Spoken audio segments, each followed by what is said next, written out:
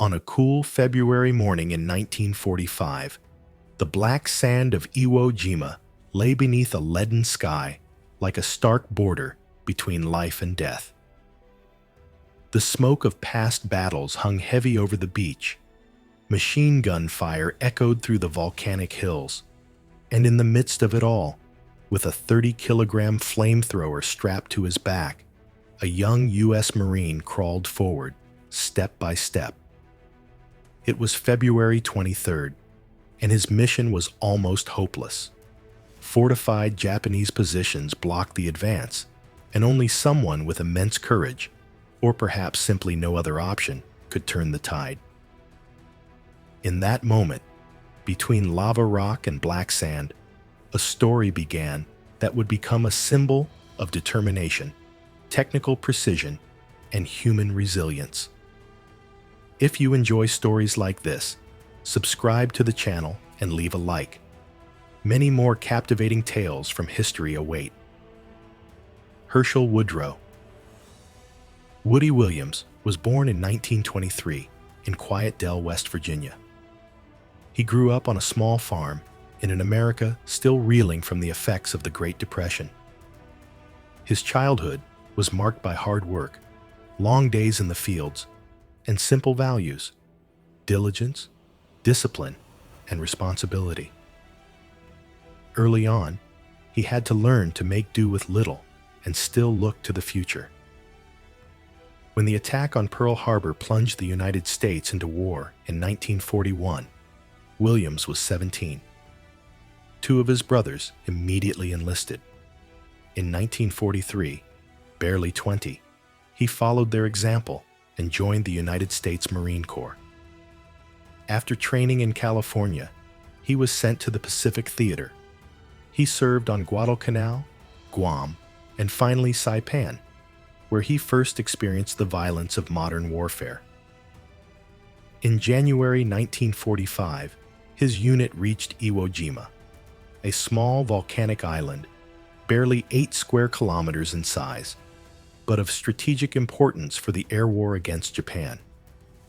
Iwo Jima was more of a fortress than an island.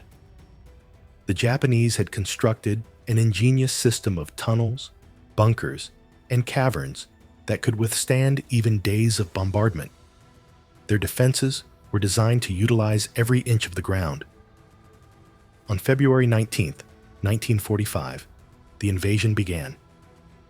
The beach, made of black volcanic sand, swallowed men and machines. Tanks became bogged down, artillery failed, and the Marines had to advance meter by meter under constant fire. The noise, the smoke, and the stench of sulfur and metal permeated the entire island. 4 days later, the advance had ground to a halt. Japanese machine gun nests kept the area under constant fire. The tanks could not advance because of mines and barricades. It was in this situation that Williams volunteered. His mission: to take out the bunkers that were blocking the Marines' advance. It was a mission that hardly anyone survived. With 4 comrades providing covering fire, he crept forward. 2 were hit immediately. Williams reached the first bunker, aimed the nozzle of his flamethrower at the ventilation shaft, and fired. A blinding arc of fire shot into the position. Then the machine gun fell silent. He returned, retrieved more equipment, and repeated the process for over 4 hours under continuous fire. The flamethrower Williams carried was a Model M2, a heavy but technically precise weapon. 2 tanks contained a viscous mixture of diesel and gasoline, which was propelled forward by compressed air and ignited at the muzzle. The jet of flame could reach up to 30 meters, hot enough to penetrate concrete fortifications. But for the operator, it was a dangerous tool. The recoil was powerful, the fuel heavy, and the tanks made the operator a highly visible target. A single hit could incapacitate him. Most flamethrower operators didn't survive their first deployment. Nevertheless, Williams remained calm, moving methodically, changing fuel canisters, controlling every movement. He destroyed several bunkers, one after the other. Comrades later described how he emerged amidst the smoke and explosions as if he were part of the landscape. His endurance and precision allowed other units to advance. When the smoke cleared, the sector was secured. Elsewhere on the island, Marines raised the American flag on Mount Suribachi, a moment that resonated around the world. Williams himself was still fighting further south, unaware that this day would go down in history. Of the 335 flamethrower operators deployed on Iwo Jima, only 18 survived. The average operator's lifespan was 4 minutes. Williams lasted 4 hours. After the battle, he remained reserved. For him, the deployment was not an act of heroism, but a necessity. "I only did what had to be done," he later said. In October 1945, he received the Medal of Honor from President Harry S. Truman at the White House. The president remarked that he would rather wear that medal than hold the office of president. Williams accepted it, not for himself, but, as he said, for those who could not return home. After the war, Williams returned to West Virginia. He remained in the reserves, later worked as a veterans counselor, and established a foundation that supported the families of fallen soldiers. He spoke in schools and at memorial services, often calmly, without pathos.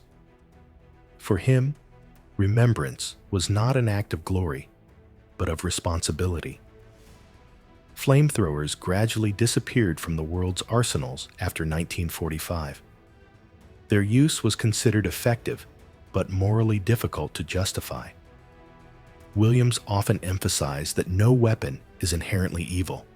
What matters is how people use it. His view was pragmatic, not judgmental.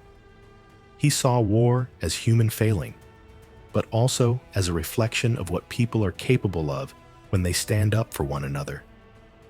He lived until 2022, almost 100 years old. As the last living recipient of the Medal of Honor from the Pacific War, he was a living bridge between past and present. Even in his 90s, he visited veterans' hospitals, speaking about service, sacrifice, and the importance of peace. In his homeland, they lowered the flags when he died, not only out of grief, but also out of gratitude. Williams's story is not just that of a single soldier. It represents an entire generation that grew up in a world of uncertainty and was forced to make decisions under extreme conditions. His demeanor, modest, calm, and driven by inner discipline, later made him a symbol of what is known in America as quiet heroism, the quiet form of courage that seeks no spectacle. His foundation still exists today.